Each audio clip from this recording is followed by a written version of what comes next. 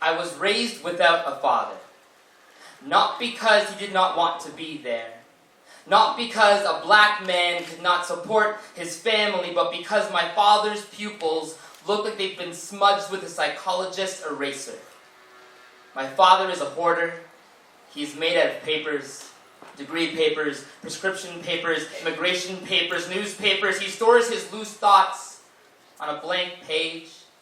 It dampens under the weight of the ink and turns into a papier-mâché paste of obsessive-compulsive and bipolar disorder that he lathers his hands in again.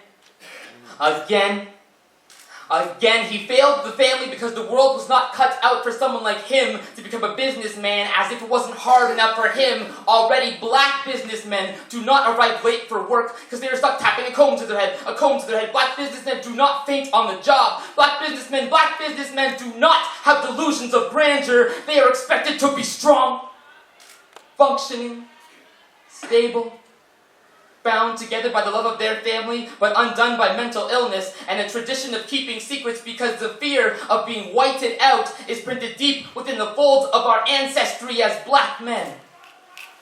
We are taught to run with scissors, instead of putting them down first, expected to defend ourselves, to write I love yous in invisible ink, to hoard subtext, to hide. My father was never taught how to seek for help.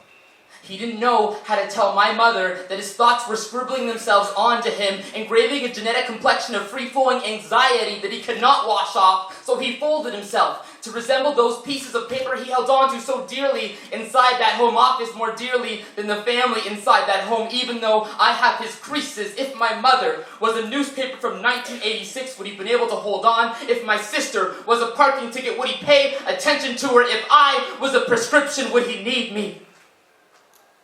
But if I then become the paperweight, then the love letters of my life will have creases as well.